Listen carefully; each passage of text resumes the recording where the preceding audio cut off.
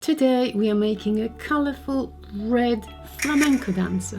We'll be splashing some paint and making a bit of a mess, but in the end, with the help of some simple painting techniques, the result will be stunning. Let me show you how to do it and stick around until the end to see the finished result. I hope you're good. If you are new here, welcome to the channel. I hope you're going to enjoy today's episode. As usual, I was wondering what to make and I'm really craving some proper mess. Blowing the paint, puddles. Maybe I'm going to use colors that I am not very comfortable with, and I think I'm going to make flamenco dancer. Because so many of you like the ballerinas, so how about making a sequel? I made the ballerina on the longer canvas, and I think this one is going to be similar. Trying to imagine how I want my woman to stand and the dress flowing. The colors are pretty obvious because when you think of flamenco dancer, usually you think red. And yes, I'm wearing red, so it goes really nicely. However, I'm a bit stuck here because if I want a really nice red dress, what kind of background will look nice? Anything lighter would mean that some of the paint will turn into like lighter pink. I was also considering black, but on the other hand, I don't want it too gloomy, so... You know, colors are very important to me, and each one of my artworks, it takes some real thinking on my part. Let me sketch my dancer now. Personally, I do some research before I look at the real ladies. You see, so this one is of course licensed. I only want to look at the dress, the position of hands. I started sketching here, this time on tracing paper, not even on baking paper, which is pretty rare for me. But I like doing it on something else because I can change, reposition, tweak my design. The dress will probably change. This is only for me to know where and how. When I transfer her, if I'm happy with her, I'm going to press harder with a soft pencil. By soft, I mean anything B, which stands for degree of blackness. And she's going to go this way. I'm going to very gently transfer her. Why? Because the paint will cover her. This is only for me to know where I want to pour the paint. But of course, after 2 minutes of pouring paint, I won't see the lady, and I know it. So be it. So I'm only doing this. Forgive me this annoying noise. You can tape the tracing paper down, of course. It's going to be easier. I can think now of my paint color. The first thing I usually do is I check whether I've got any colors that might be useful. So I looked at my old stash and I do have some leftover paint. So we've got some creamy beige. It was gold and titanium white and a bit of burnt umber. Leftover white just in case. Another option of this is actually gold. I know it looks whitish, but once it's dry it will be gold. And I do have a couple of different browns. Burnt umber with white. This is the same with lots of white, and this is some bronze. So these might be useful. However, I don't have anything red left and I don't have black. If you haven't seen me mixing my paints, this is your chance. So first of all, scarlet. Very thick, look, it's heavy body paint, really like it. And the other one is going to be crimson for some darker shadows. Same quality. Oh, pretty. One part of paint to, I would say, 2 parts of Floetrol. This is British Floetrol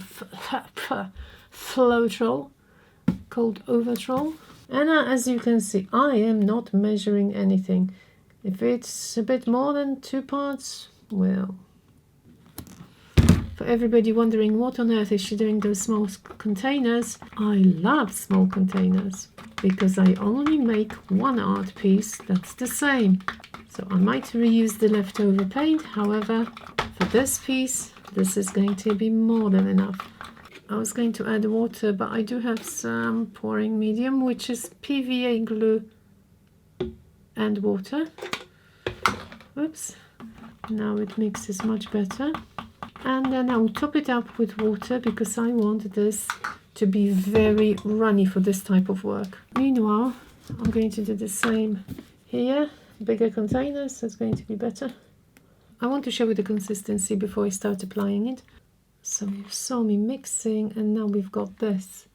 You see, it runs off this stick, and it's actually very thin. It's a very tiny build-up. First of all, you need to check that all the paints are the same.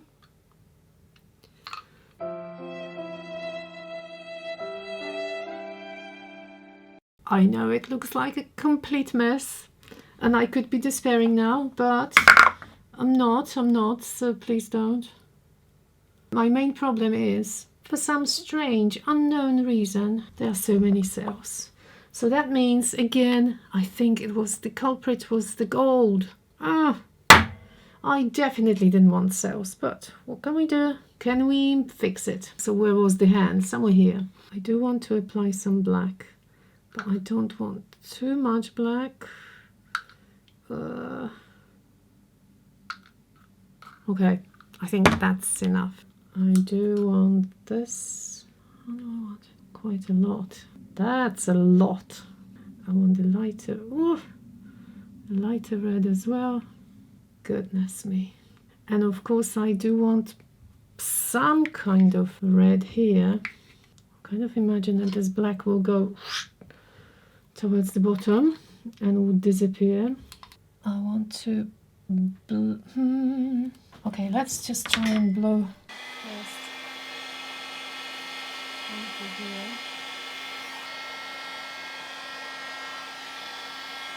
To cover the dress first a little bit and then spray.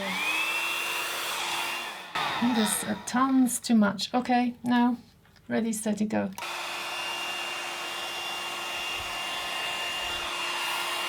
Also, this might be a good moment to remind you, if you would like to own this piece, head over to abcreativeofficial.com to find it for sale.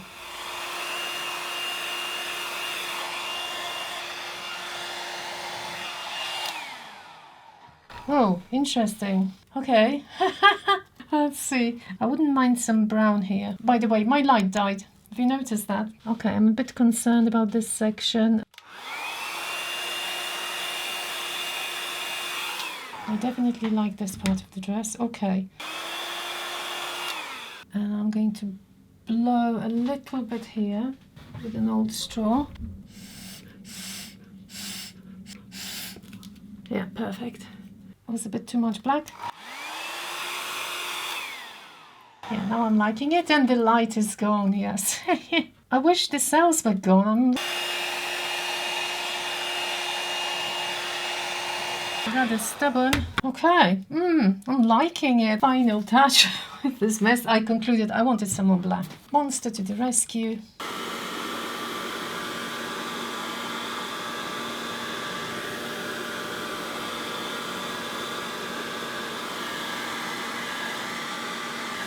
My table looks completely butchered, but it wasn't actually that much on the table. It was just so red, and that's the color we have, because I always collect the paint. Quite an unusual tinted maroon.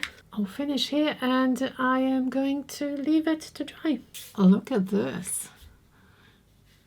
This is rather pretty and very dramatic. Oh, I can just imagine the skirt here. All right, so now I need to transfer the lady. I have to think of the best position. Where do I want her? So we probably spent at least 10 minutes probably trying every single spot. I know myself. I'm going to tape her down so she doesn't move. Now you can draw over the lines, or you can do the naughty stuff and just do that.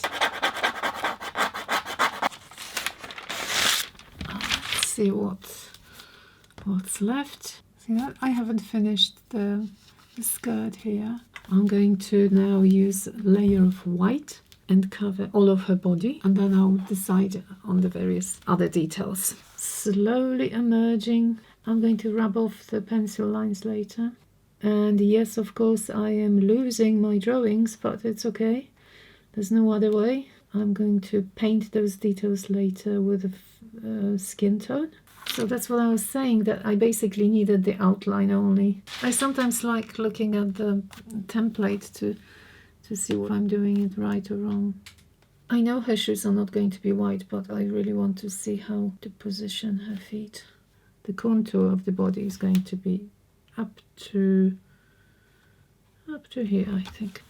Okay, I'm liking that. That's such a small, tiny difference.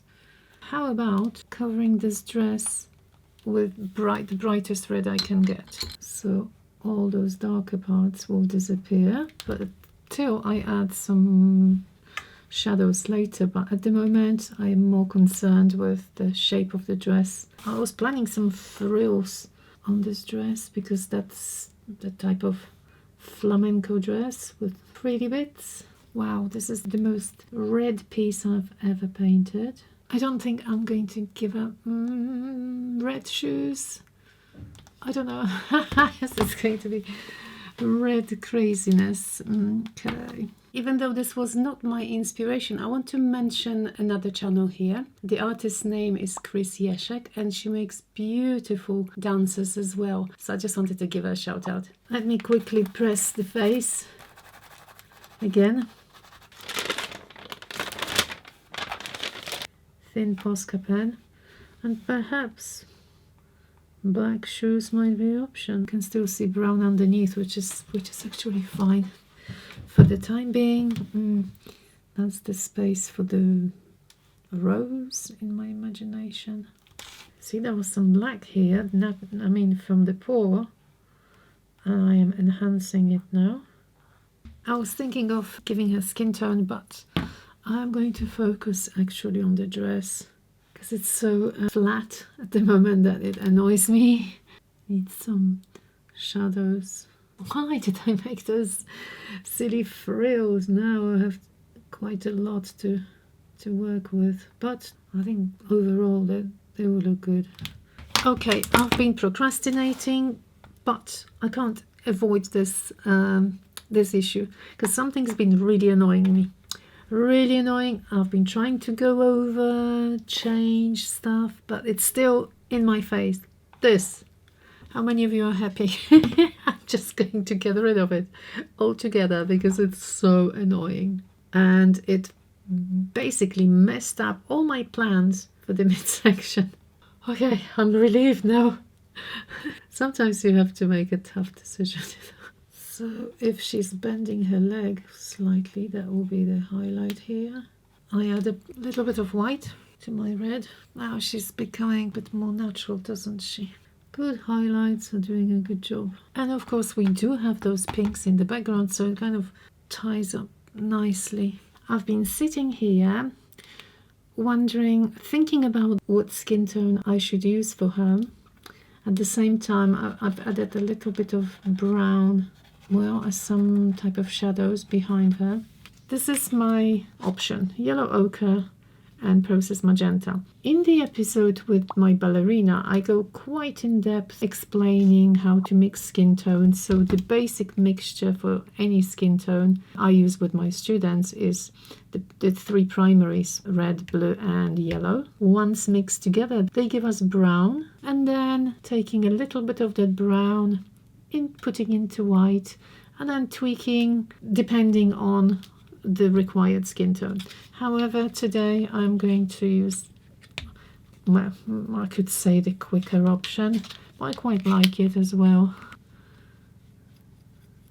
Yellow ochre has got a lot of, as you can see, obviously yellow in it, but it does look different. So all it needs now is, of course, some pink tone.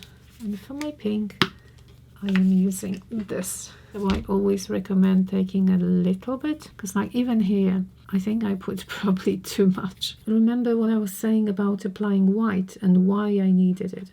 Imagine me applying the skin tone onto the deep red background. It would not be clear. Obviously here they'll be a bit darker, so I am using this color. Paint gets dry very quickly. It's a small amount. This place, I think there's a time to say massive thank you, first of all, to my amazing patrons. I want to say that without your help, I don't think I would manage to keep going, you know, successfully. Because I was talking to someone recently, you know, during COVID times, so people were at home, they were watching tutorials. Now it's tough. That's why I've got my daily job. So thank you so much for all your support, what you're doing for the channel, for your amazing messages. You know, I'm so blessed. Thank you so much for everybody who joins me during the premieres. Every week we have some lovely chats. It's like a family now. Same names, lovely chats, checking how everybody's doing. This is awesome.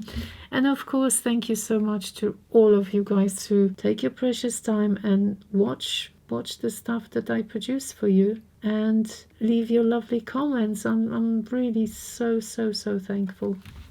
Yay, this is going to be a challenge, the hand with the fingers. So I'm going to actually take a photo of my own hand to see how the creases go. Time to add some shadows. So I do have this brown here. This is burnt umber, bit of black, and the skin tone. She's turning her head, so there will be a lighter section, and then the whole part here is going to be darker. It's always so much fun adding some skin tone because you can kind of see her moving and she doesn't look all plasticky. This is going to be the darkest. I don't want to run out of the skin tone because then I'll have to mix more and more. Thinking of the ballerina I made, and it would be so nice if they could kind of be next to each other. Ballerina is already happily living in the States. I wonder where this lady will go. Making the elbow darker and this hand here. Because if the source of light is coming from here, this section is obviously lit. That's how I'm imagining. And the thumb should be dark. I think I've lost one finger. Yes, I've lost one finger. So this is the, so I'm counting now and I'm like, where's my other finger? So we need a little finger on top somehow. Okay, by the way, I need definitely white. See what a good highlight can do. Look at this. I am some eyelashes, but not really like super visible. So will be a bit strange. That will do. She needs some kind of a lipstick and some blusher as well. Is she winter? Is she summer? Is she, what is she? Or autumn? No, she's either winter or autumn. I think she's got a cool skin tone. Looking at her here. So magenta plus red. I am happy with the cheek. I know it's a bit pinky, but I did add some red. So now the lips. Maybe something lighter first. I know I haven't really finished the lips, but at the moment I'm not sure about the color. I might leave them light. Okay, I'm going to proceed with black. I don't want to see any red peeping through her hair. I think in this case it's going to be easier doing highlights than the other way around. Okay, now a couple of rogue strands will look, I think, appealing. That's it, like one little hair. Can you see that? This. But I like it. And by the way, nostril. I'm trying to do my best with this brush. Okay, I am fine with her nose. 3 things: highlights, finished finger, and the rose. And there should be some white as well to show how shiny her hair is. It's black, it should be shiny. I'm only outlining the rose. I am going to cover some of her hair, but that's fine. I'm really, at this stage, I'm happy with the lady. I'm so enjoying myself now.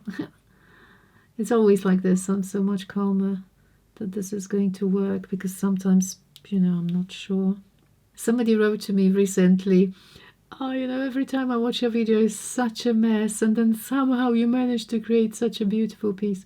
Thank you so much. And yeah, so I must say, I don't know how it works. Recently I was actually watching the 10 favorite videos of 2024, and once I got to the last one, I was sitting there and I said to my editor, did I actually make it? How did I manage to make it? It was so funny because sometimes I have no idea. If you are hearing those strange noises, these are the London foxes. Sometimes they are incredibly noisy.